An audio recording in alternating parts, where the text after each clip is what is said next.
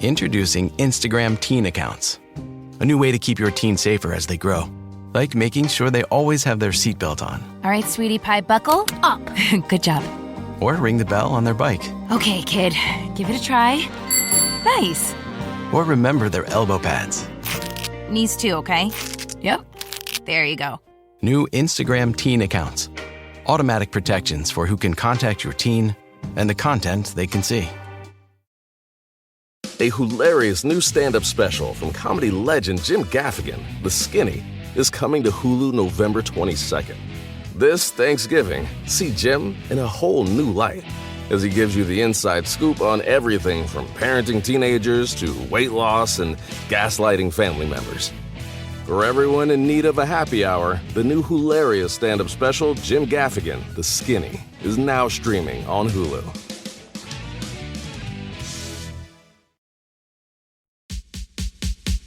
Ask me, ask Iliza anything. It's time to ask.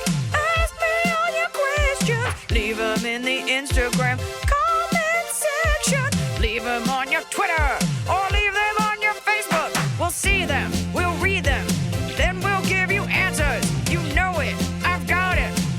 I've got the answer, the answer. You ask me, I'll tell you anything.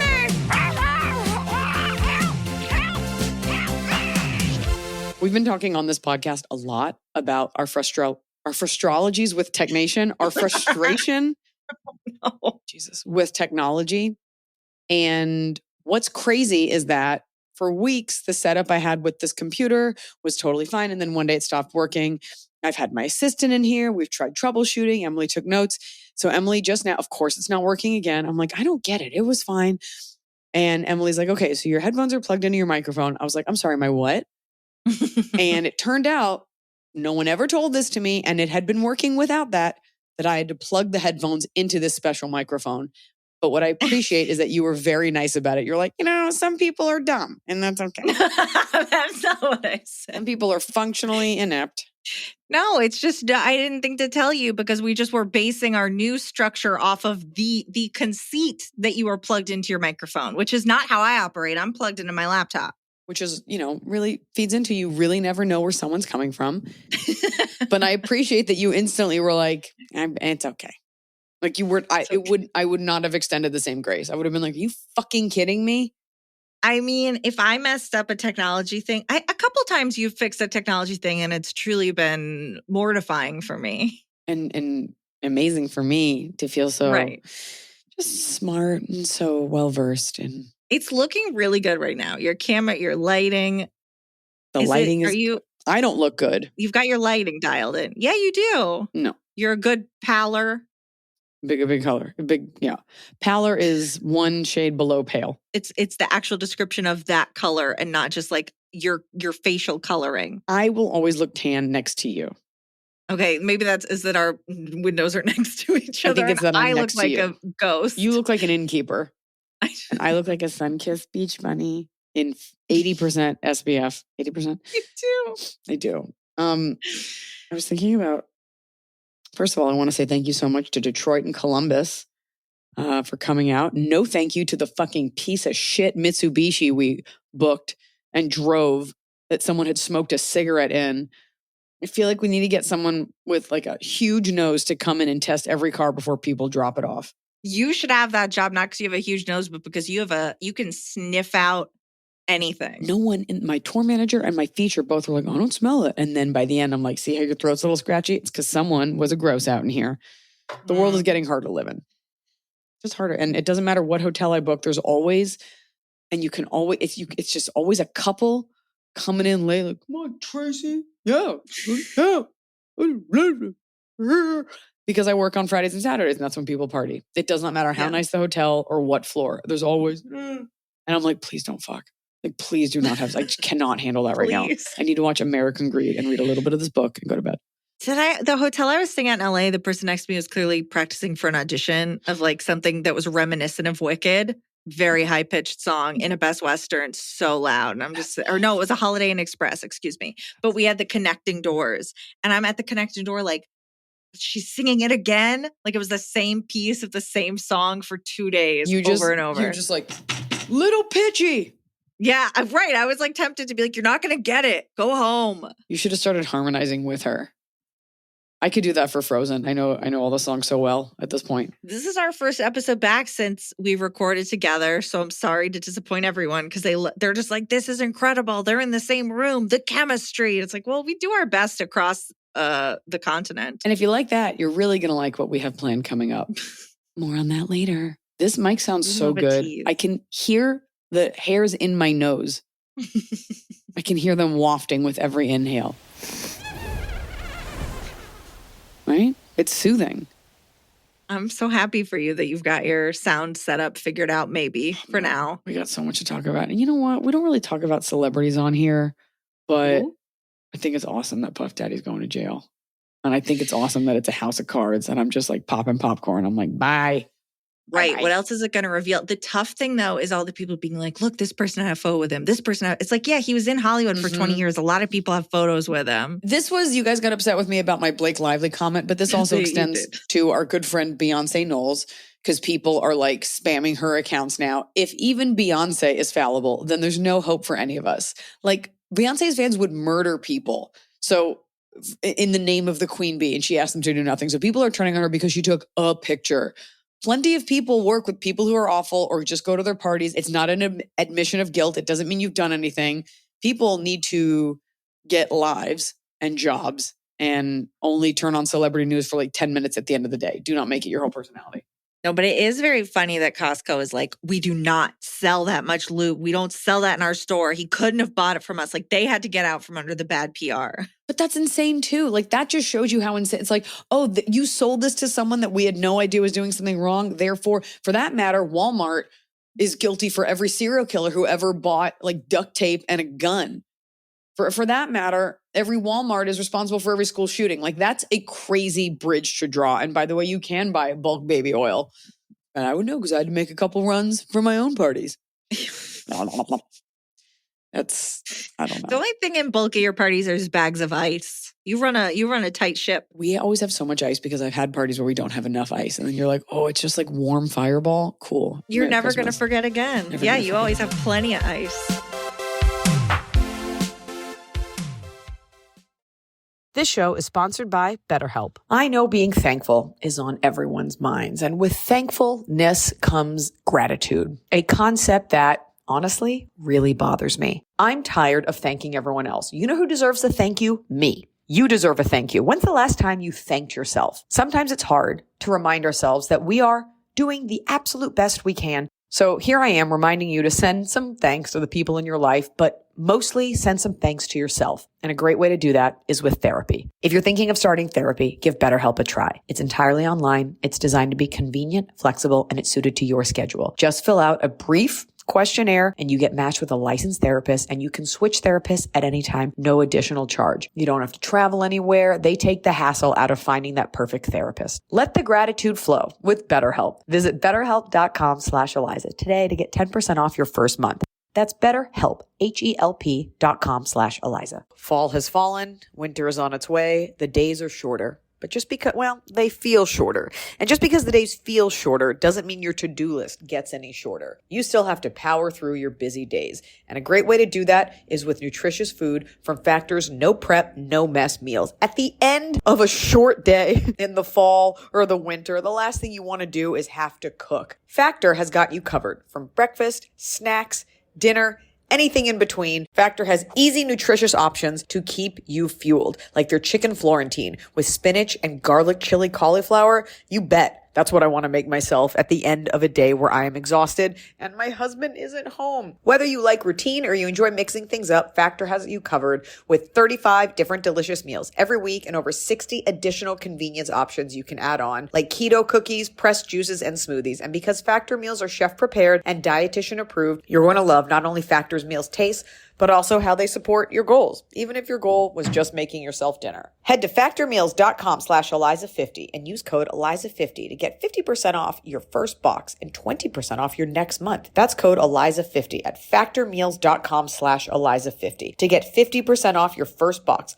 Plus 20% off your next month while your subscription is active. So finally, fall is here. I have been looking forward to it. I have had a hard year in a good way. Like I had a baby. I have been on a nonstop tour, nonstop traveling, and it's been hot. So I'm looking forward to, of course, pumpkin spice, everything, cooler weather, and slipping into a cozy sweater from Quince. I've talked about Quince before. Quince has beautiful leather jackets, cotton cardigans, soft denim, and so much more. All Quince items are priced 50 to 80% less than similar brands. Dressing expensive doesn't have to be expensive. Their clothing is beautiful, it's durable, it stands the test of time, and it's what I like to call a capsule wardrobe. I got an Italian wool cocoon coat. That's one of those, it's got like a European collar and it covers my butt so I can walk around New York City and not be chilly. And Quince only works with factories that use safe, ethical, and responsible manufacturing practices. Get cozy in Quince's high-quality wardrobe essentials. Go to quince.com/Iliza for free shipping on your order and 365-day returns. That's QUINCE.com/Iliza to get free shipping and 365-day returns. Quince.com/Iliza.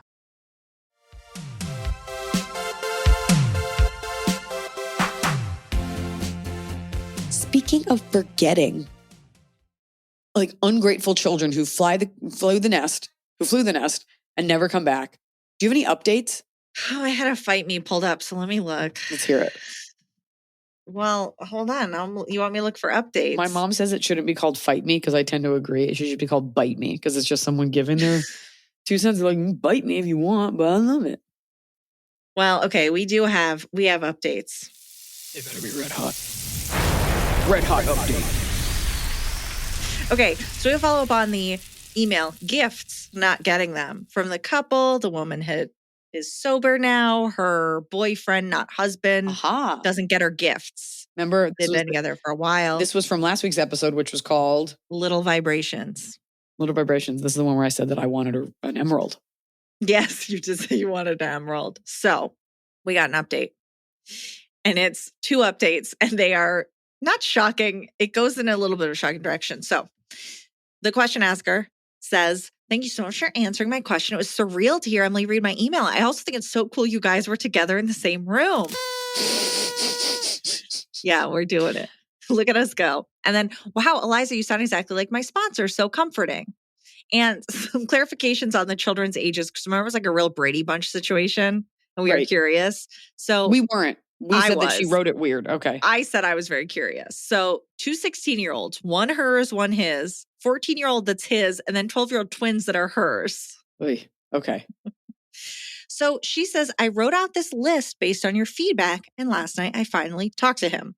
How he shows love. Calls me babes. He loves my children, helps them with whatever they need, picks them up from school, takes them to practice, genuinely cares about them and my relationship with them, wants to spend time with me and does, comes up with fun things for us to do often, waits to watch something he wants to watch together, takes me to concerts, goes places I want to go, financially carries the household. I contribute. He just makes a lot more than me, holds me at night, always tries to make me laugh. So after writing that out, I feel a lot better. She's like, after writing that out, I realized it's not enough and it's not working and I need a diamond and a frenzy. Last night I asked about marriage. I decided to table the gift issue. What he said was he tried so hard in the beginning to make that happen. But as I told you in my last email, I was a mess. The ism, I haven't heard this, Iliza. Is this a thing? The ism in alcohol stands for I sabotage myself. No, I don't know anything about Did Nicole invent this? I don't know anything about Alcoholics Anonymous, 12 steps. Like, it's so not my world, but I do know people. Yeah. Right. I told him I was a mess back then, made 100 mistakes. I asked if he's worried about me drinking again. He said he doesn't know if I ever will, but that he doesn't worry about that. In other words, that's not holding him back. I told him I want to marry him. He said I made a comment recently about not waiting forever to get married, and he took it as an ultimatum. I made it clear I'm not giving an ultimatum. I told him how much I appreciate him and love everything he does for our family. I think he's still trying to get over some of the trauma of our past. So if time is what he needs to get there, time is what I'll give him. Will he ever want to marry me? I don't know, but I'm okay with that. Will he buy me gifts? I think he does, just not in the way I, quote, want. But I'm okay with letting go of that expectation too.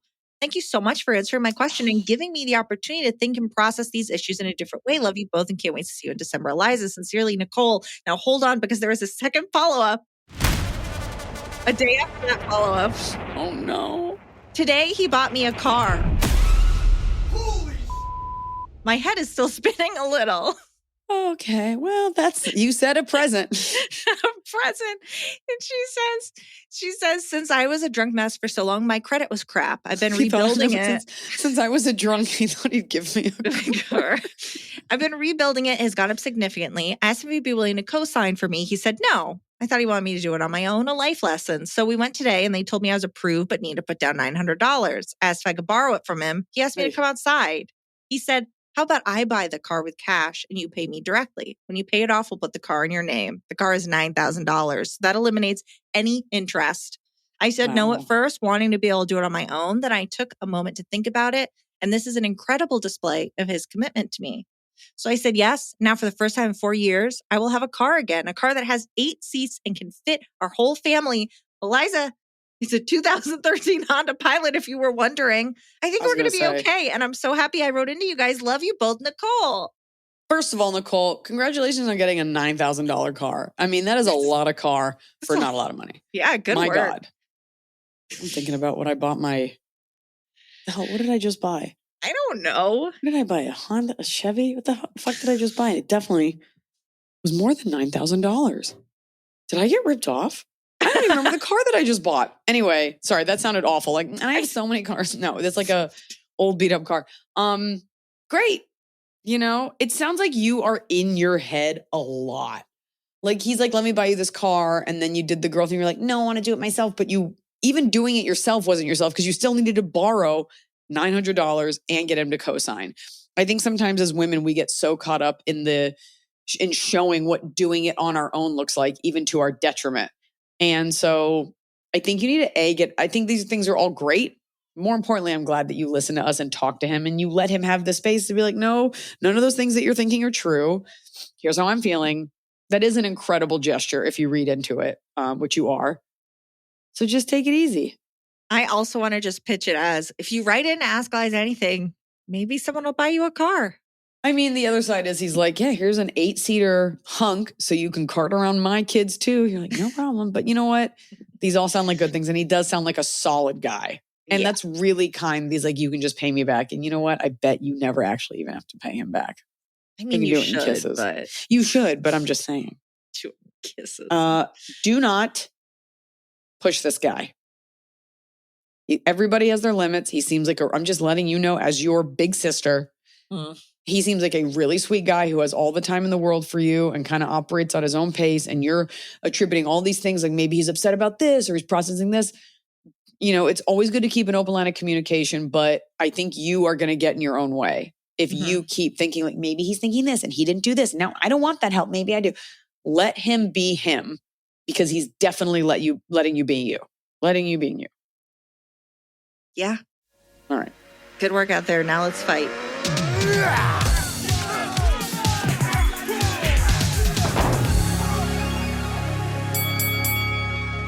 We might actually fight with this because this person says, Emily, I'm sorry in advance if this applies to you, but here's my fight me. Hope you get a laugh out of it. Thank you, Sarah Ham. Hey, Ask Iliza Anything crew. My name is Sarah. I'm from New Jersey, and I have a fight me for you. My fight me is bumper stickers or window decals, whatever genre you want to put them in, but any of the little decals that you put on your car that says any sort of message. I don't care if it's political, social, you love hunting or fishing, whatever it is, I hate you. Even if I agree with the things that you like, I still hate you. There is no reason you should be putting a sticker on something that costs more than $3,000. Fight me. It's interesting because we're like, why would you put a bumper sticker? We have an issue that it's like a piece of adhesive on a cheap piece of plastic. But at the core, you're really saying to the world who you are and what you are in a vulnerable situation. But we do it all the time on social media. So I guess it's always been weird to be like, get your hands off my body and I'll keep my hands in your cooch. It is also weird to be like, I'm in a car and there's no way you can follow me. Like, I don't want all these lunatics knowing who I pray to, how I have sex, what I think. Like, you don't know who's got a gun. So it actually makes you look crazier. And it always makes your car look a little trashier when they do those like Hawaiian hibiscuses or like a sea turtle or like your family. It's just like, it's this need to decorate something because you feel like a little hopeless, a little powerless. That's what I think those are. I come from a bumper sticker family. By that, I mean, my mom's car has like, I just saw a new one that was added on there about like Bird Society of Georgia. And it's like humane farming. It's just so many. My current car I'm borrowing, so I can't put on my Honk If You Love 1999, The Mummy starring Brendan Fraser and Rachel Weisz, which is a bumper sticker I own. That you made. No, you own the trademark. No, I purchased it, but I don't have anything to put it on. So I've just had it for like 2 years. So you borrowed a car and you put it on the borrowed car? No, I haven't put on anything. How sad Okay. is that? That I've had a bumper sticker for 2 years without a car to put it on. I'm just ready for when I get a car to slap it right on there. Slap it right on the windshield, right where you look out. Yeah, in the driver's side. I think they're fun, but I do agree. I definitely, when somebody has like this is my other car is a TARDIS. I'm like, all right, nerd. All it does is make you speed up to see who the idiot. You're like, let me see who this idiot driving this is. And it's always an old lady or it's always a dork. It's a dork. Or if it's like a political one, you're like, okay, well, now you're kind of a target, which is like good for you for standing up for you believe, but also now your car is a target. It's not the smartest. And when you have the kid ones, you're not supposed to because someone could be like, oh, I can kidnap you because I know that you have 4 children and one has a hat on. And you know the elementary school. Yeah. And I know what kind of car you have. There's no reason to give. Like when you're in a car, you are basically on the internet, but in real life. And you are surrounded by all these strangers and you don't know who means you well. And you're just driving around like, here's my opinions. It should be fine. Yeah. Give them nothing. Tint the windows, drive the speed limit, get where you got to go. Yeah. Yeah. Maybe like, no, not even an alumni sticker. Fuck them. You get to know nothing about me. I don't even put half my license plate up. I have one in one side, not in the back. What? They're going to come for you. Don't tell them this. Don't you only have to have them?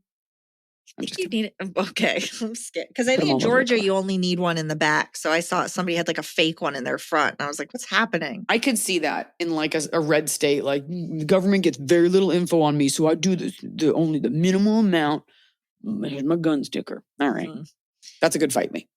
Okay. We have a question and a follow-up immediately on the question, but the question is still relevant. So email is unexpected change of plans. Iliza and Emily, we are longtime listeners, first-time asker. My best friend Michelle and I, Katie, had tickets for your show tonight in Columbus. This was 3 days ago. We had a direct flight from St. Louis to Columbus, but I had to adjust because Michelle's husband, the night before our flight, said he had to be at work at 6:30. He's a mid-level manager for the government. This meant we had to drop the kids off at school and scramble to get to the airport, so we booked a later flight. When we tried the approach into Columbus, the pilots couldn't land and had to divert to Detroit, meaning we will miss your show tonight. We're bummed we couldn't see you. Coming to see your show was something we had planned for a while. I live out of the country and the Columbus show worked because I was in the U.S. with other plans. Columbus is an hour flight from St. Louis to match the timeline. This isn't the first time her husband has done this, costing us thousands of dollars to adjust or cancel long-time plans. Any advice? We love your show. We'll see you someday. Now, follow up. We made it to Columbus at 7:45, made it to the show at 8:15. The last 20 minutes started with the most handsome man and his wife, had us laughing immediately. Even though we were late, your show was great and had us laughing. Even if there was a constant ringing sound, thanks for sharing your art. P.S. I still think you should convince Michelle to check out your STL St. Louis show next week so she can get the full Iliza experience, even if I'm not there. All the best, Katie and Michelle. Katie, speaking as someone who also has a best friend named Michelle, they can be difficult. You definitely should come to the show in St. Louis. I am sorry about that sound in Columbus. That was the house and the rain. It had nothing to do with me. It was very frustrating. So your issue is that this is not the first time Michelle's husband has at the buzzer been like, I see you have plans. Well, I need this. I don't have enough info to know if this is malicious or not, but it's either you're stupid or you're in on it. Meaning either he's stupid and he has no respect for other people's timelines, doesn't think about it because like, well, they'll just, or he's doing it deliberately.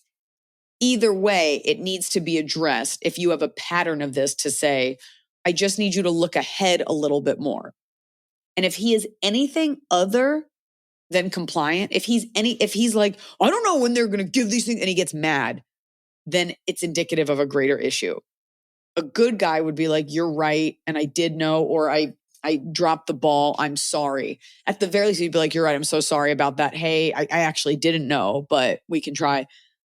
So that's it. It's either zero respect or doesn't want her to have fun without him. So I would need to know more about the relationship before I could assign the blame to him for that. Right, because he's the one who, their plans had clearly been locked in for a while. He told the night before, so he should have been the one that arranged like a sitter or someone to take the kids to school. And I don't think you'd be writing in, and maybe she didn't convey this to you. I don't know if she's defensive about it. If he was like, I am so sorry, I dropped the ball. They just called me. Because I don't think you'd be writing into this podcast if he showed any contrition. Yeah. So she needs to get to the bottom of that. Otherwise, do you know him to be controlling? Is he just inconsiderate?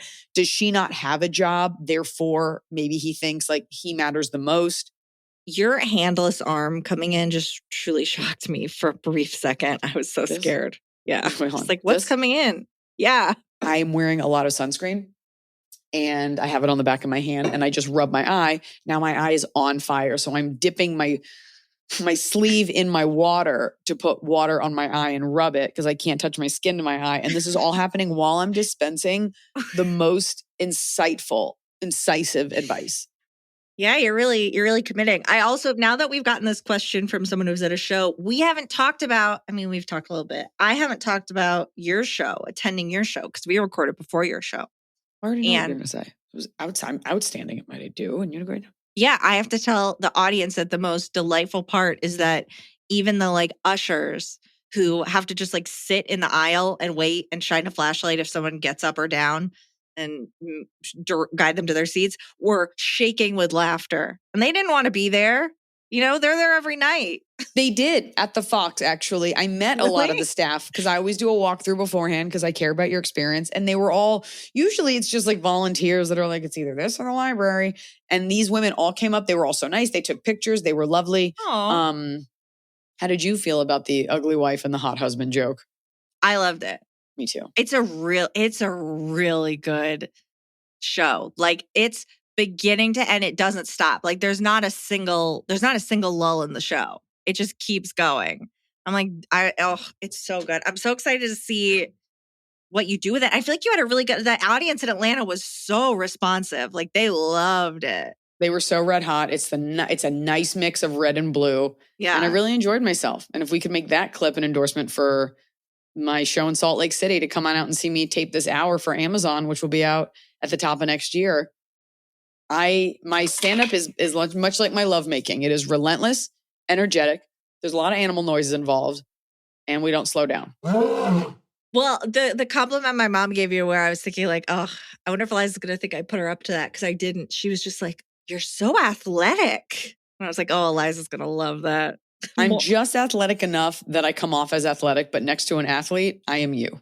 But when you're on stage, like you are going the entire time. You're talking the entire time, but it's understandable. Again, having seen you live many times, this might have been your best live performance. Thank you. So we'll see. Thank you. We'll see the special. I'll tell you what, the joke about lip gloss on your asshole really makes me out of breath. And we keep going. You just kept doing more hops. And I was like, oh my God, she's doing another one. It's the audience energy. Like it really feeds me. Like I really have the best time up there. Like I'm just, even if I'm sick, which I kind of was when I did these shows because I had gotten a COVID booster and I got like a little bit of like weak COVID and I felt like hot garbage. Yeah. The audience, they get me going. I love doing it. Yeah. So see Iliza live. It's your comedy online, great. On specials, great. But the live experience is always a very different experience. I am better live. Yeah. Somebody spilled a whole thing of popcorn right before it happened. Like they had a tub. You're like, and I ate as much as I could. I was like, ooh. Oh, popcorn. Okay, questions. We have another recurring question that I just think it's important that we answer every few months to keep people updated on the latest technology and response. Hi, Iliza and Pod. Big comedy fan of yours and of the Iliza sketch show. Here's my issue. I have a very smelly coworker in the cafe I work at, and I don't know what to do. Her BO is so bad it makes me nauseous sometimes. I try to hold my breath when we're working close together. What's worse is I don't feel like I can say anything to her or the owner because she's had serious medical problems and has brought up that she can't control hot flashes, sweating, and body odor. But she could use some kind of deodorant for the smell. I bring the natural stuff with me in my bag daily, knowing it's not strong, so I may need to reapply if it's a hot, sweaty day. She's a really nice person and we've become friendly, so I feel bad having this issue with her, but it bugs me that this is acceptable behavior, especially in a public place where customers are probably also bothered by stinky service. Help Iliza and Emily, WTF should I do? There's one. Okay, so this is tough because she's brought it up, so she knows she smells. And you're nervous that if you reinforce what she already knows, she will be offended. So the only person left feeling actually miserable is you because you have to smell her. Now, this is unacceptable in a food setting. There is the version where you go to first of all, your boss should say something because that sucks that it's on you. We have a lot of questions. The boss is probably scared from a HR point of view. If it's like, if this person's like, well, I medically stink. I think can you switch shifts? But I also think, what are the HR rules? Like, it's not like you can't ask her to you can't wear like a head covering or something, but like, there have to be hygiene rules. I don't know, but I wonder if you could start to pass the buck by being like, customers have been complaining. Like it's happened a couple times. I had a horrible thought. Pretend to be a customer and write in. Leave an anonymous review. You could also leave I don't know what kind of cafe this is. Is there like a comments box or a suggestion box? Just don't let that smell? What's happening at the cafe? What's that smell? And make sure you do it in different handwriting. Write it like an animal, like with some letters backward. But you work there too. And so she shouldn't be inconvenienced by at least trying to wear some perfume. What would be awful is if she put on a perfume that was bad over the BO. I understand if you have medicine coming out of you, but you can wear deodorant and antiperspirant. There are ways to, and you can bathe.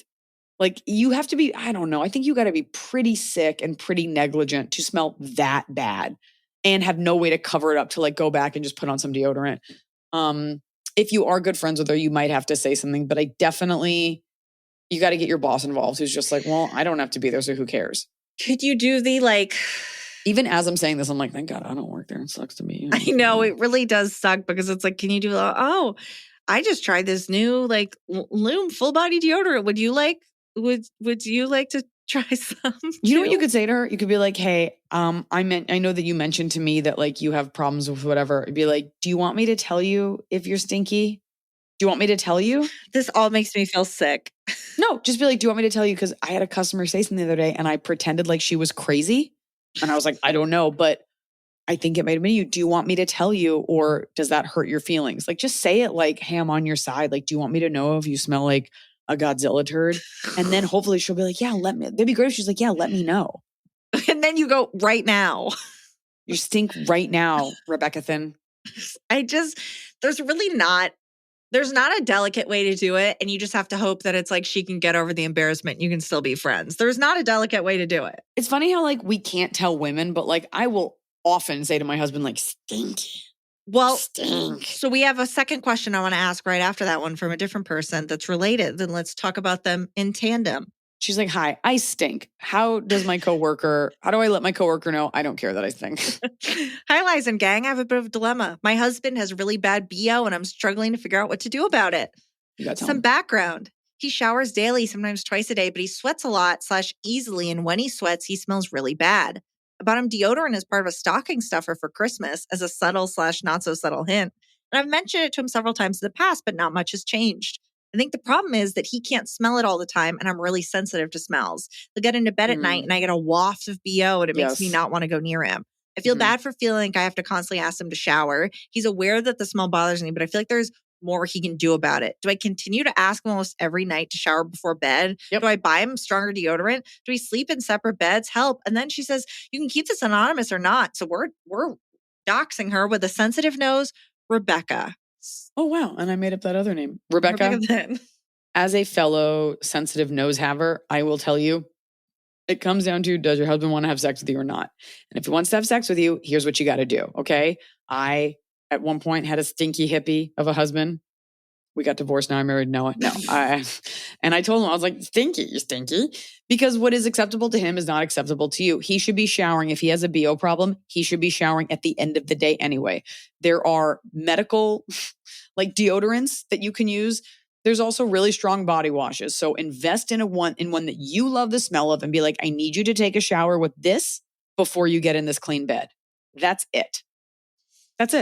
And this now makes me think for our work person, I wonder if the sting is taken away, if instead of saying you stink, saying, hey, I'm so sorry. I know you said you have a medical issue. I actually have I have a medical issue. My nose is like really sensitive and I'm really bothered by smells. And I'm sure it's totally fine normally, but I can smell it. Like you kind of put it on yourself. No, you can put it on yourself without being like, and I too suffer from where we both have issues. No, be like, I know you said you have a medical issue. So I just want to let you know as your friend that like, I can smell you sometimes. And I also want to, you know, because I got you. Customers have said something. Now you can lie about this, but you say that way, you're like, and I'm on your side, and be like, and I told her like, nope, I don't smell it, but I just want to let you know because I never want to make you feel bad. And then she'll be like, oh my God, thank you. Oh, thank you so much. So I just think it's a weird world, especially with women, where like I can't tell you the hard facts because you're going to get mad at me that you're doing something wrong, and she's negating her hygiene, quite frankly. I think the problem is this trends over to you're not supposed to make fun of someone or comment on something that is out of someone's control. And usually stink is in your control, but now she's preemptively played this medical card that I don't think is a get out of jail free card, but she sees it that way. That's tough too. I mean, the other version is she's like scrubbing her armpits and everything and taking stuff and she goes there, but you know, you don't know what she does. And I guess like legally you can't ask. You don't know. She might be like, I stink and I don't want to wear deodorant because of aluminum. It's like, okay, then a body spray or like a wipe down or something. Different shirt. It's worth bringing up because I think she might be like, and I'm off the hook and no one can smell it. And you're like, you're making my eyes water. And it's not because we're chopping onions all day. And as for the husband, no, 100% of men, if it's like, it'll get me closer to kisses and sex. Yeah, I'll do that. Can I just tell you, there have been times where I've been like, you're stinky. And Noah gets, okay. And he's like, I guess. And he just gets up and takes a shower. He's like, okay, I did it. I don't doing your best. I'm like, yeah, man, you got hair and a body and you're stinky. Okay. And now we have a related confession. By the way, yeah. Also tell my daughter, if she farts, I'll be like, are you stinky in the butt? And she'll be like, I am. I'm like, well, you gotta take a bath. Is it when a little kid, she's farting, isn't a poop coming out or they have control already? Often, yeah. Okay. I'm like, it's been a lot of farts. I think you've got to go poo-poo. We're past the age where you pretend you don't. And she does, and she's fine. Oh, good but then for she her. asked me to sit with her. Yep. It's you will never know love until you're like, this is a turd and I'm going to sit here with it and read this book about crayons to you. Even though it's stinky. Sometimes I have to go in the other room and I tell her it's because I want her to be independent. But it's really because I do not want to smell her shit. I'm like, I'm giving you your privacy to wipe your privates. I'm dying. Well, we have a very related confession. After hearing you had no confession this week, I decided it's finally time to fess up. I am a high school teacher. I am also someone who ends up having to take a BM in the middle of my workday. I blame all the coffee. I would like to confess that I go into the girls' restroom instead of the teacher's bathroom. I drop my daily BM and stink up the joint in hopes that it will stop the kids from hanging out in the restroom and vaping. I am sick of having to respond to all of the behavioral issues in this particular bathroom, so I'm doing my part to keep their visits brief and for the intended purpose of the room. Sorry if this confession is a little too gross. The kids should be happy that I don't eat Kashi Goleen Crunch. That is the most outstanding fucking admission I've ever heard. So that is funny. A teacher going above and beyond and getting yours. That is one of the best things I've heard in America in a very long time. And I think if more teachers were low-key passive-aggressive like that, but actually for the betterment of students, we would have a better student population in this country. We would have smarter kids. We'd have less fucking idiots vaping away their last few brain cells if more academic facilitators were just dropping hot knowledge and dumps in the students' restroom. Good for you. I am obsessed with the fact that she, obviously it's tongue in cheek, but the idea that it's like, I am doing a service, I'm keeping those children from vaping is so funny. That is, we talk about putting some money behind our public schools. You don't need to. You just need to supply each teacher with something with fiber and just let them pump out those dumps to keep those kids straight. Keep them on the right.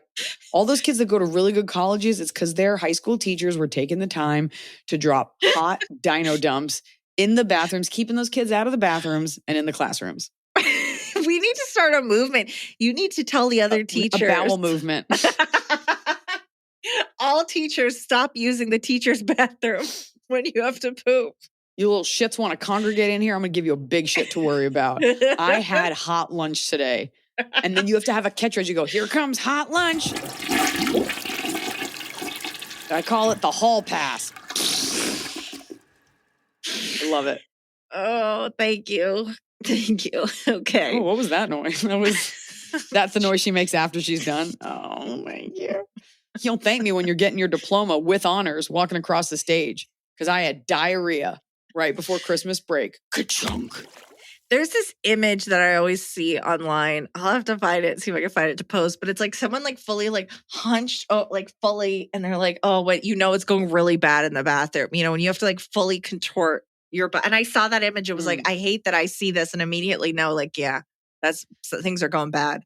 I hate that only men get to talk about these things. And I will tell you, when I was pregnant with Sierra, I had to poop one time and it was so horrible. I thought I was going to put finger dents in the wall from gripping. I honestly thought like I'm going to have to go to the hospital at some point. Like, I think this is what birth feels like. It was just rough stuff. I always think about, I'm like, isn't that how hemorrhoids happen? What if I poop too hard, too aggressively? You know what?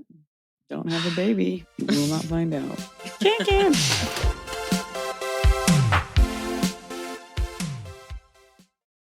I've noticed that, at least since I've had my babies, that I smell differently when I sweat. Maybe I'm just like getting older. I don't know, but I smell differently. And I don't love that. If I'm on set or if I'm on stage or if I'm doing anything like functioning in public and I don't want sweat stains or to be aware of my stinky pits, that's when I turn to Lumi Whole Body Deodorant because it keeps me smelling fresh all day. Lumi is seriously safe to use anywhere on your body. Pits, under boobs, right ladies, thigh folds, belly buttons, butt cracks, your feet.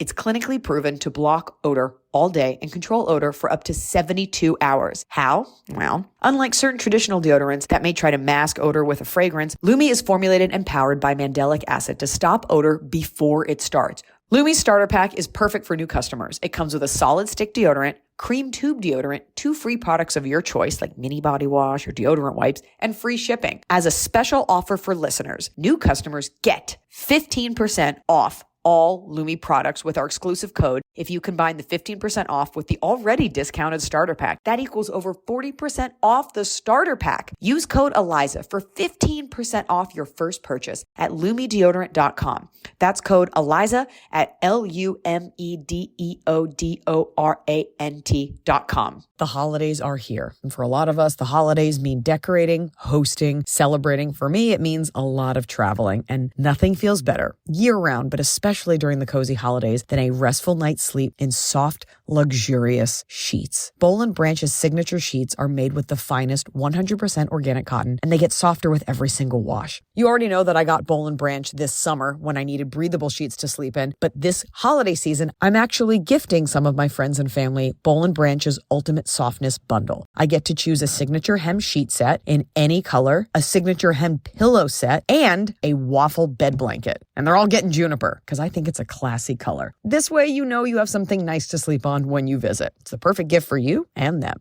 Gift you and your loved ones a better night's sleep with Boll & Branch. And right now is their best offer of the entire year. For 25% off plus free shipping on your first set of sheets, head to bollandbranch.com/Iliza. That's Boll & Branch, BOLLAND branch.com/Iliza for 25% off. Limited time only. Exclusions apply. See site for details.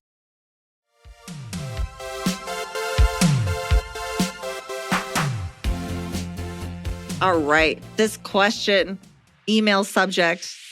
Yes, I have a vagina, but I still need friends. Okay. I put that as the subject, hoping it would catch your eyes. It did. You tricked me. You got us.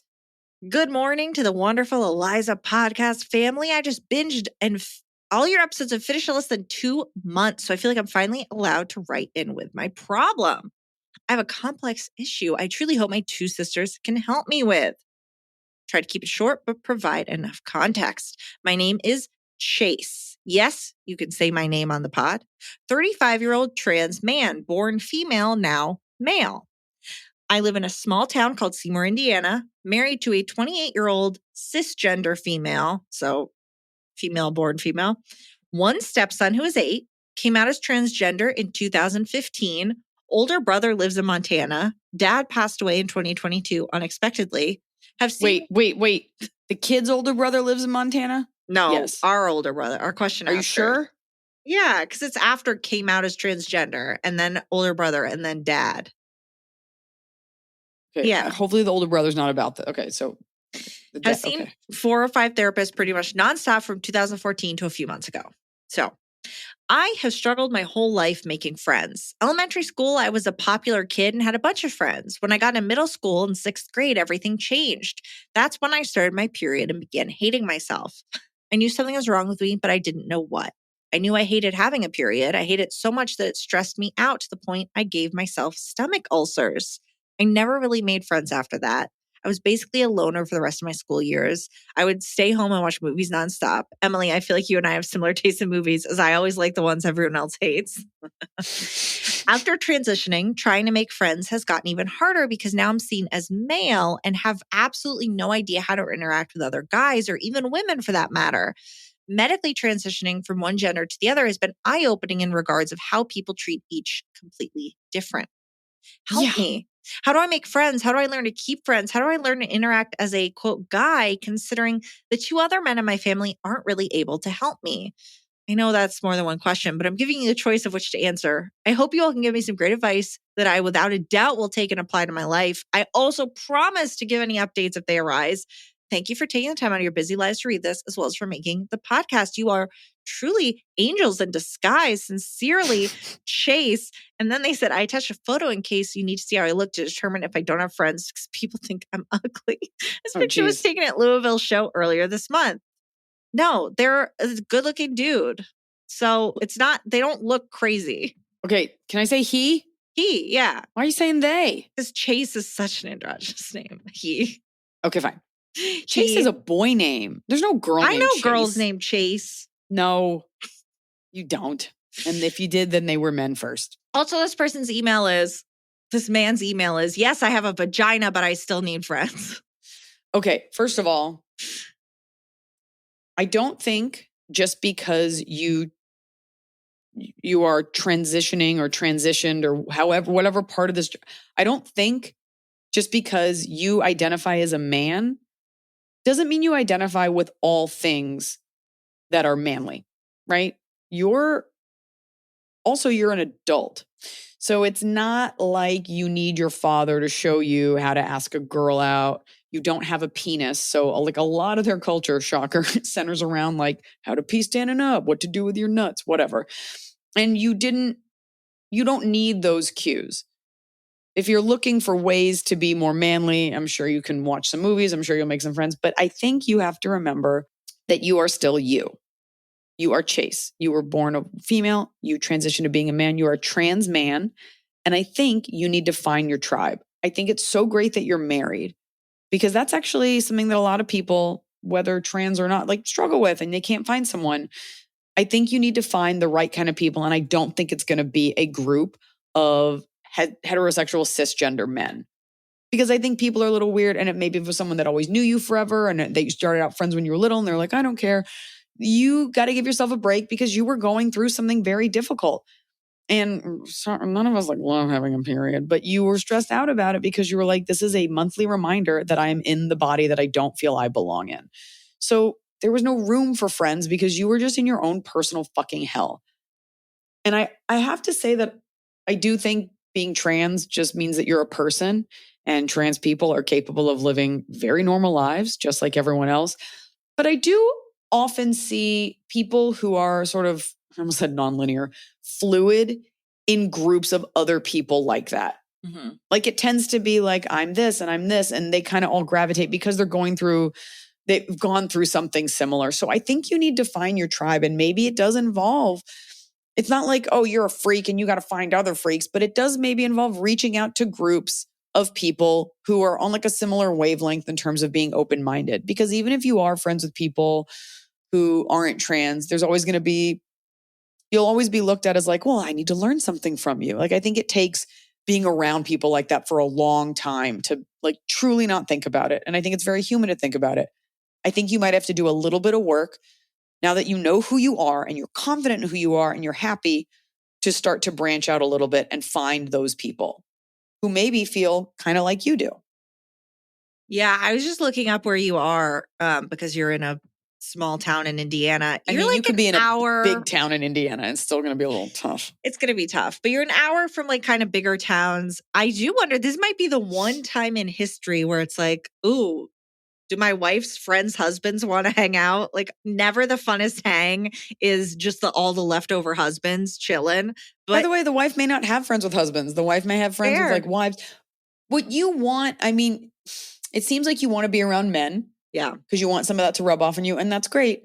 I think it's just going to take a beat. But I do think doing more things, inviting people over, creating the friendships and opportunities for the friendships that you want, having people over, going out, we're doing a bar night, we're doing this. And the more you keep showing up as yourself in the world, and this is for anyone, the more people will gravitate to you. And it will be people that you never expected. It doesn't have to be other people that are trans. It doesn't have to be people who are queer. It could just be whomever. But the more you put yourself out there, and you didn't for so long, the more you're going to attract people. Go to wherever they're playing Megalopolis, and I bet there's some dudes in the audience. You know, just go to a screening of Trolls 2, and there's going to be some dudes. Like, start going to things. Start going to guy things. And if they can't handle that you're trans, then that's not a real man. Fuck them. Don't fuck them. Do it. No, you have a nice wife. Yeah. And, you know, go to the gym. Go do, like, if you want to be around men, you can still kind of be around them and you put yourself out there. And I don't know if you need to say that you're not having sex with these people. You don't introduce yourself as trans. And if they want to sort that later, hopefully they like you for you. It really shouldn't matter. But keep showing up in the world. Do not let the feelings of your uncomfortable adolescence dictate the way that you as a man, as a trans man now, move through the world. Yeah. You want male friends. Or maybe you want lady friends. I don't know, but I mean, I'm looking. No one can teach you how to be you. Ooh. It's true. Oh, it is. Yeah. I think it's just that impossible question of like, how do you make friends? It's like, I don't know. Everyone sucks. I'm telling you, put yourself out there. Most people do want to be friends. You know who would love to be friends with you? A lot of basic white liberal women would fucking kill to be friends with a trans man. Oh. What if they can tell you? They can tell you what nice salmon button-up shirts to wear. Oh my! I thought you were talking about your favorite food for a second. Salmon like color. If you are anything other than white, they look white. White. He looks white. I'm sorry to say, Chase, you look white. Sorry, your name is Chase. You're white. Okay, moving on. You live in Indiana and your name is Chase. You're a white man. Yeah. Let's move on. There are a lot of liberal white women out there who would just love to cozy up to a trans man and say that Lynch, prove how open-minded they are. Go get you to like a sip and paint evening, some sort of, I don't know, ceasefire now, sing group. Go to a baseball game and steal a foul ball from a kid. Yeah, that's how you show you're a man, honestly. Mm-hmm. Yeah, get on the Jumbotron. You could do. The manliest thing you could do is just start helping strangers back out of parking spaces. That is so funny. That would be very funny if Chase now waits at the biggest intersection in Seymour. Like, all right. Just walk up to the cops, be like, what are we dealing with here? What kind of situation we got?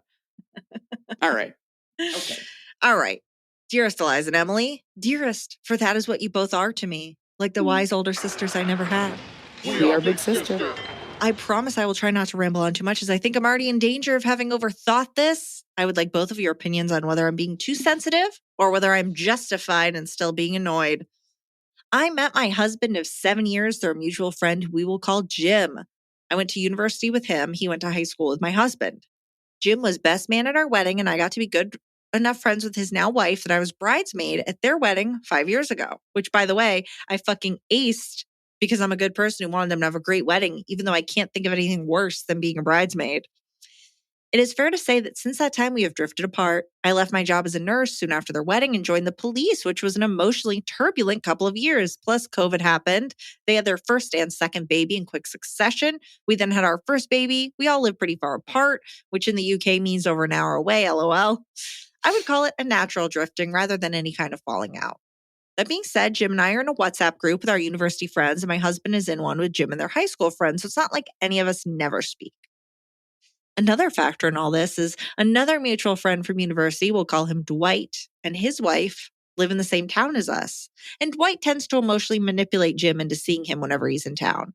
For example, Jim will come to see my husband and his old school friends, stay at my house, but still have to pop over and see Dwight in case he gets upset because Jim was in town and didn't see him. This doesn't work both ways. Very often we'll discover Jim and his wife have been in town to see Dwight without even telling us they were here. I couldn't care less about this because I'm an adult, but I'm trying to illustrate that we aren't weird about finding out Jim was close by. But let's just say it's not gone unnoticed by me that Jim and his wife don't seem to feel like they have to see us just in case we get upset. So that's the context. At the beginning of summer, my husband offered to lend Jim and his family our paddle boards to take on holiday with them. The plan was that they would come to our house at 2 p.m. on Saturday for coffee and cake and catch up and to pick up the boards. With this in mind, I managed my son's nap schedule for the day, clean the house, make sure we're ready for guests. 2 p.m. comes around and my husband gets a text from Jim saying it would probably be more like 3 p.m. Ugh. The cake was baking. It's going to be cold. Annoying, but okay. They have 2 young kids. I get that sometimes stuff happens. Then 3 comes and goes. And then my husband gets a message saying, "We're just having a quick pint at the pub." That's when I decide I'm over the whole situation and don't want to wait to entertain them. For full context, my resilience was a little low because I'd sadly had a miscarriage at 10 weeks the week before, so was obviously a little more sensitive than usual. But seeing as I hadn't even announced a pregnancy yet, I want to be fair to them and only feature it as peripheral detail to let you know I was probably pretty hormonal.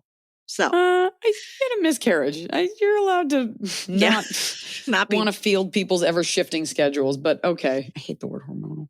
So I load the boards in my car and take them to the pub they're having this quick pint at. And what do I discover? That the quick pint was in fact a whole meal that they were halfway through when I arrived. I like to think that Jim and his wife looked at least a little embarrassed at being caught out. If they did, they hit it well. I didn't say anything directly to challenge them. No, I wish I had, but I was kind of hoping me arriving had made the point. Just stayed for 10 minutes, made awkward conversation before making Jim put the boards in his car and leaving. I can't believe you still gave them to them. Oh my God. No, you're not getting them back. You're never getting them back. Is that what this is about? It's now September, and I haven't heard from either of them over the summer at all. And although I'm happy to say I haven't really been dwelling on it, I do still think about it sometimes and feel angry. You sound like you're dwelling. I feel like it was rude of them to keep us waiting, but even ruder to lie about it and pretend they were trying to get to us at the agreed time when they were just hanging out with other friends.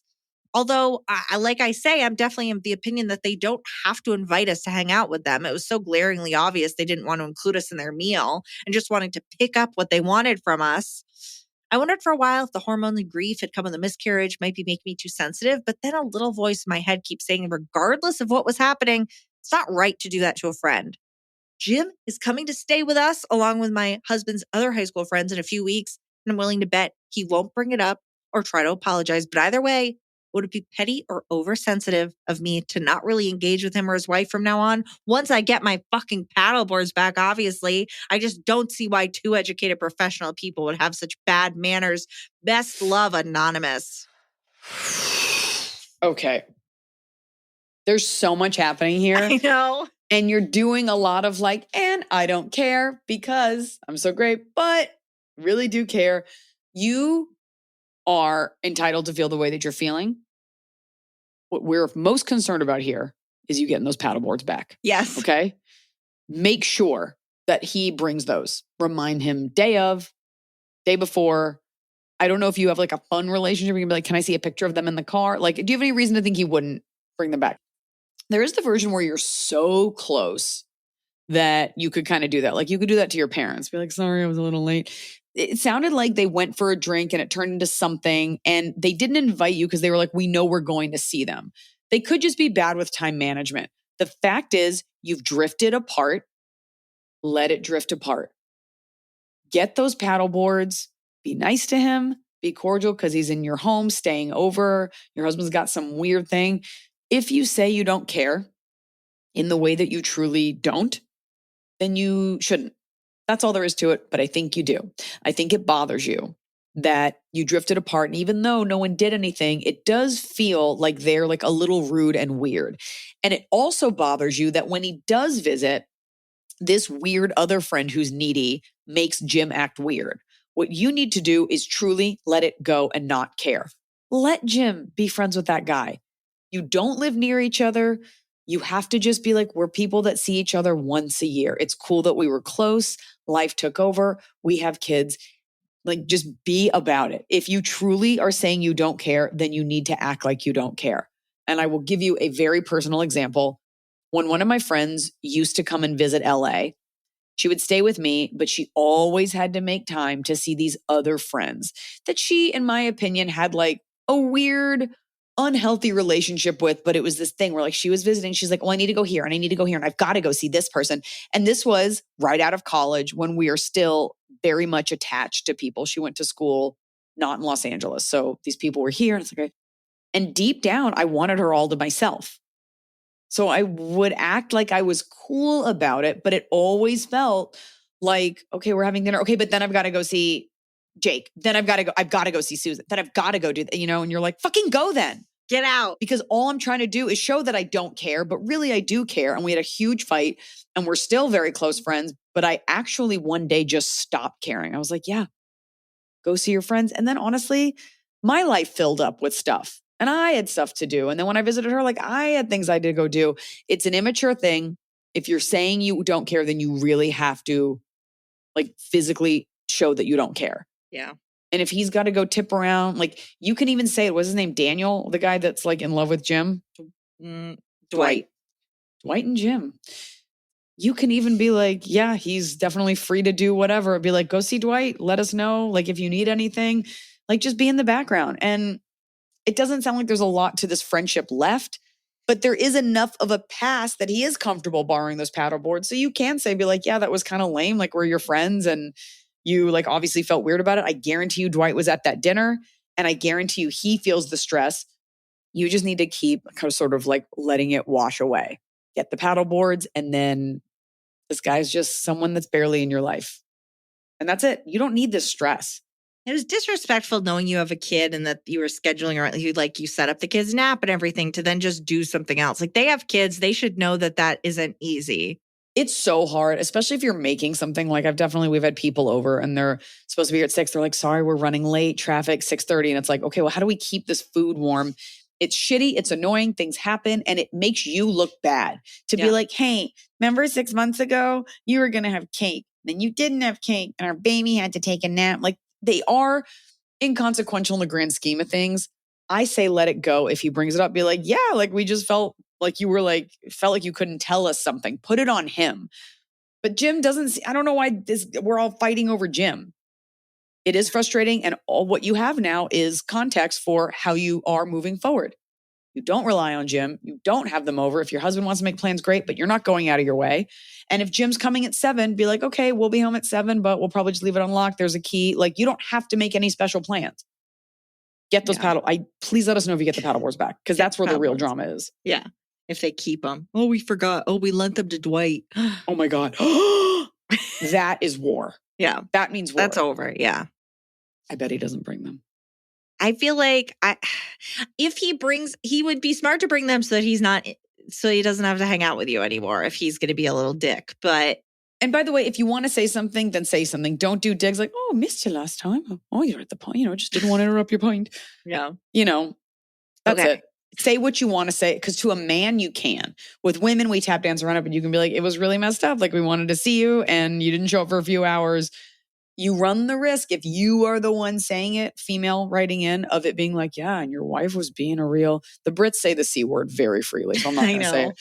Just be careful that it's not you nitpicking because you will be the one left holding the proverbial spotted dick in your hand.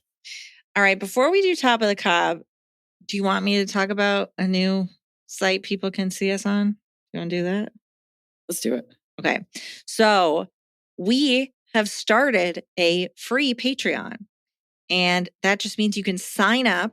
There's a community so that we can all talk to each other. We want to bring you closer to us. Yeah. The Instagram comments are so fun, but it's not interactive enough. Like it's hard to keep track of threads. So there is now a Patreon, and we will link it, where there are little chat areas for like general chat, episode specific chat. And then if you want to ask questions or poll the group about things, because sometimes people write in like, what makeup does Iliza use or whatever, maybe you want to have conversations, recommendations, meet up at shows. We just wanted there to be more of a community element. This is totally free to join for now. You sign up for like access to it so that you can get in there and we can have your questions behind a sign up, but it's free. So check it out. The best part is Emily manages it. And what would be really fun, Emily, is if we post one question from every episode on there and people can weigh in. Oh, get their thoughts. I love that. Yeah. And we'll do some extra clips there. We're going to try to make it like a fun community, because I know also some of you are like, I don't have Instagram. I don't have this. How do I see the clips? So we're just trying to make a community. So check the show notes for that link. And also please feel free to comment there. I'll start a thread for it there, or to DM Ask Iliza, or to email Ask Iliza Anything at podcast, Ask Iliza Anything podcast, AskLizaPodcast@gmail.com. I don't know what our email is. You're the one that does it. And if there's anything you want to see, because I'm in several Patreon communities and I like the chats and I like being able to comment on episodes. So can you tell them the link here? Is it like patreon.com? I'm sure it is, but come on, Emily. Set it up. I tease them. No one's going to a show note. You're going to the show notes. Go open your Patreon app and search Ask Iliza. Oh, there you go. There you go. That's what you got to do. Yeah, you already are subscribed to someone's Patreon. So come into ours. It's totally free. You sign up, because that's how we weed out the riffraff. And okay, now we can do top of the cob. Now that I've done my ad, my free ad, top of the cob. It's the top of the cob. We're doing it right every day. You just take a bite. Top of the cob. Okay, so we'll do fan, you. Because we bring it down and then we'll bring it back up. I bring it down. Okay. So fan bottom. Fan bottom. Okay. When your favorite shirt gets washed too many times, it's full of holes and you can't wear it anymore. And then there is a photo of a distressed elder millennial tour shirt, and it says, saw this show twice, should have bought two. Oh, it looks so good distressed though, but there's a rip in it. I was going to tell you to go to Iliza.com/store and see if we had any left over, but there are no more elder millennial shirts. So don't go to Iliza.com/store, because that is currently not working. I was not told about this redirect. Iliza.com. Yes. Okay. Iliza.com. Maybe you could find one online for thousands of dollars, but as I'm going to tell you, as your big sister, go ahead and wear that shirt with the holes, because it was meant to have holes. Not that it wasn't of good quality, but it's a rocker shirt. I wear shirts with holes all the time, and it makes me look even more expensive. The holes all are in the kind of places that holes are when you buy a ripped shirt for like $500. So it looks good still. Yeah, it's fucking punk rock. It's rock and roll, just like me. Okay, now I'm going and then you. Yeah. Okay. My bottom of the cob is I have a stink bug invasion. They're coming in the window in my office, and then I catch them in my little bug catcher and I take them outside. But sometimes the cats fight them before I can, and they do make a stink. And today I got an alert on my phone that said a chemical plant exploded nearby and the air probably won't hurt me. They're like, the EPA is monitoring air quality. Chemical levels are unlikely to cause harm to most people. Like I got that pop-up alert, and I'm sitting here sniffing and I'm just like, is that a stink bug or am I dying? Or is it a teacher taking a dump in a public school nearby? And it's that alert. Yeah. By the way, Emily, it's 100% hurting you. And the government will definitely lie, because they definitely got paid by whoever spilled the chemical, not to cause alarm. But like, there's no version where chemicals are dumped and it's going to be great. It's a biolab fire. The EPA is monitoring it. I'm like, cool, great. Yeah. Public safety alert to get. Yeah. Oh, biolab chemicals on fire? It's about 20 miles from me. I don't know where that puts me. I guess this is our last podcast. This is it. I'm going to grow gills. So, but the stink bugs, really threw a wrench in things, because I truly keep going, is that a chemical? Is this the end? when I was driving from Baton Rouge to New Orleans, I kept seeing signs that were like, if you live in these 12 parishes, otherwise known as like Cancer Alley, you could be entitled to money. It's just like, yeah, it's people are releasing things into the water and the air all the time, and they don't tell you anything about it until way later. Case in point, 9/11, first responders. Okay? Yeah. Yeah. It's cancer chemicals all around us. Okay, my bottom of the cob. The Delta Airlines flight attendant, no one has ever done this to me, and I fly every fucking weekend, flying from this last Sunday from Detroit to LA. I fell asleep, as I always do. I get in my seat, I go to bed, I put my eye mask on, poked me awake. Did you want breakfast? Did you want breakfast? I'm sleeping. I'm in a ball wearing an eye mask. I'm sorry. And I just went, no. And no one has ever woken me up. I'm clearly fucking sleeping. That's on me. If I miss breakfast, oh well, shouldn't have been sleeping before takeoff. And I know that it's crazy because no flight attendant has ever woken me up for it. And then what kills me is I wake up, like 20 minutes before we're landing, and everybody in first class is like, thank you. You were so great. Thank you. They were in love with this woman. My eye mask is still on. I'm still in a ball. She comes around to see if anyone needs anything, says to the guy next to me, she's like, and did you want something else to drink? And then says to me, and it looks like you got a nap. Like, can I help you? Like, why are you, what are you doing? You have all these people telling you how great you are. Leave me the fuck alone. I thought it was just the weirdest, like most malicious, compliant, like unaware. Yeah. Why would you ever touch me? Also, is it annoying? My first thought is like, would she have poked a man awake? Ugh. Probably not. It was so irritating that as a woman, I didn't even feel the need to be like, oh no, I'm good. Thank you. I just went, no, don't touch me. What? And it killed me that everyone loved her so much. Oh, she used up all her good energy on everyone else and got to you and had to get her little pokes out. Fuck that. And Delta, fuck you for this Spotify playlist. You're the best airline out there. I got 1,000,000 miles with you, and your music is horrific. And I feel like a Pyongyang prisoner. Time for Top of the Cob. Okay.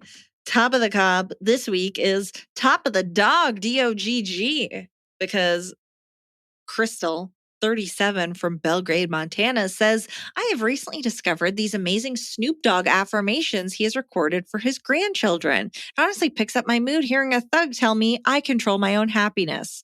Most of my kids repeat it back to me, even upon being awoken from the pits of peaceful dreams in the morning to get ready for school. But poke you awake. Begrudgingly, my son may reply, you deserve to shut up, or something ridiculous, but I feel it still gets through. I even have random coworkers reciting, I deserve to feel good, or my feelings matter randomly for quality control in the workplace. I highly recommend his DOGG energy to be the top to everyone's cobbler today. Much love from Crystal. You know that you've gotten older when you live to see the people who created gangster rap now placating to like a new market, like Ice Cube doing like kids movies. Because if you are a true businessman and you do have a real career in something that is largely marketed toward young people, young white kids, at some point you got to pivot. So he's getting his cash. Have you seen these? Nice. I've seen them. They're very cute. I haven't seen them. Okay, I'll send them probably to you. Won't. Okay. I know you're dying to know. I got my own thoughts on these things. Your top. My top of the cob is, I have a few. Which do I want to go with? I will go with the most timely. Should have thought of that before. Well, I have them. I keep a little list. I write things down. I will go with the most timely, which is the thing. I think I talked a couple of weeks ago about how excited I was to produce that thing in LA. It starts airing this weekend, every weekend in October on Shout TV and Street Factory TV. This now sounds like an ad, but I produced it.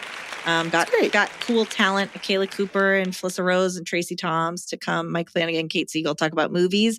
And people have been so nice. And it's like Iliza fans that have been nice when I posted it that are commenting like, this is great. I can't wait to watch. And it's really nice that people are supportive. Like it's a lovely group. So thank you. Well, we're all very proud of you.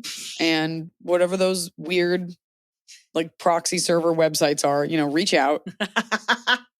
Watch that. Yeah. But that's cool. And, look for the quality and the craftsmanship because Emily produced it well. Yeah, I did good. What's your top? My top of the cob is a simple one, but we live in an age where everything's over text message and email. And so inflection is always inferred. And everything always feels a little bit like bitchier or charged or angrier than it should be received. And that's based on your mood or off of the previous emails, their lack of punctuation, whatever. My top of the cob is when you are frustrated, when you pick up the phone, how easily everything can change when the other person is like, hey. Yeah. And you're like, oh, that's right. It's a friend. Right. Not like, not this demon that I've assigned them to be because they're like answering with like quick texts or they sound weird. They're like, hey, oh my God, hi. That's it. That's all it takes. Or if you are angry, all you have to do is be like, hey, how are you? And then it's like, oh, a human being. Yeah. That's all. Yeah, that's good. Just talking about being a human. You can be a human this coming week. You can see me in Kansas City at the Midland. Very excited. I like that. I like the idea that like everyone in the Midwest can come to the Midlands right there in the middle. It's a meeting point. And then we'll be at St. Louis. And then we're coming for you. Charleston, Charlotte, Durham. Do you have your Durham. Do you have your nails yet for your taping? They're still being made because I hadn't thought of okay, here's something interesting. Okay. So after the show in Detroit, we got to the show and I look down the street and I see that Sturgill Simpson is playing down the street. And I happen to be a fan of the one album. It's the one where it's a yellow and green album. He's on a John Deere tractor. And I know and I play it all the time. And it's one of those albums where like I kind of know the words, but I know every song and I know the melody. Yeah. And I was like, oh, it's Sturgill Simpson. I was like, I wonder if we can get tickets. And I looked, my show started at 7, his show started at 8. He played from 9 to 11, which means you could see the bulk of it. And I reached out we had the same promoter and they said, no problem. They gave me tickets and they were like 12th row in the center. So I finished my show. I finished my meet and greet and we trotted over there. Yeah. And the people behind me were fans and they were really lovely. Shout out to Michelle. She was wonderful. I don't know if she was a fan, but her son knew who I was, which is even cooler. Yeah. And the show was really nice. I didn't know the songs, but I was enjoying it. And I honestly have been to like 3 concerts in my whole life. And I don't remember ever going to one like indoors like that. Saw Britney Spears like twice. Like and you saw Corey Feldman. Yeah. I did see Corey Feldman. But I'm usually working when most of the acts that I want to see are playing. So it was nice to get to go and be in it. And I was looking at the production value and I was looking at his lighting setup and the way a concert. I'm like, why is everybody in the lobby getting drinks? It's like, 'cause it's not a comedy show, comedy concert. You can miss some. People are standing, they're sitting. It's just a different animal. I'm watching his stuff and I'm thinking about the name for my hour. So we've got a couple names in the running. And I'm like, I'm not in love with any of them. And we're split. I said one to Amazon. They liked it. My manager didn't like it. I didn't love it. Like we're going back and forth. And I'm like, you got to do something. And I'm talking to myself and I'm having like a minor religious experience watching his lights and the sound. And it's very jam bandy. And I'm talking to myself and I say the name. And I was like, oh my God, that's the name.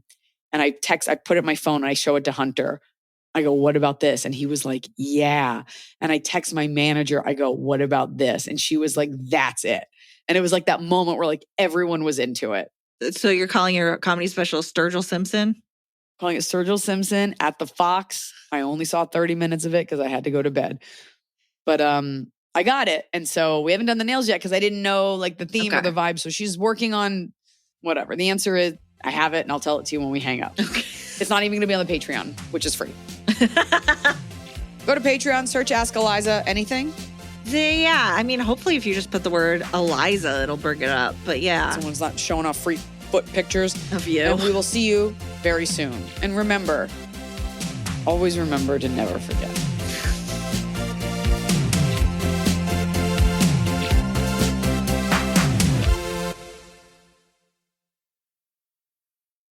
The first ever Kia K4 seamlessly combines bold style and advanced tech. With striking star map LED headlights and an available panoramic display, the Kia K4 delivers design and function. The available surround view and blind spot view monitors can help provide added confidence. Plus, Sirius XM comes standard, bringing you closer to what you love. The Kia K4 balances aesthetics and innovation. Learn more at kia.com/K4. Surround view and blind spot view monitors may not detect all objects around or behind the vehicle.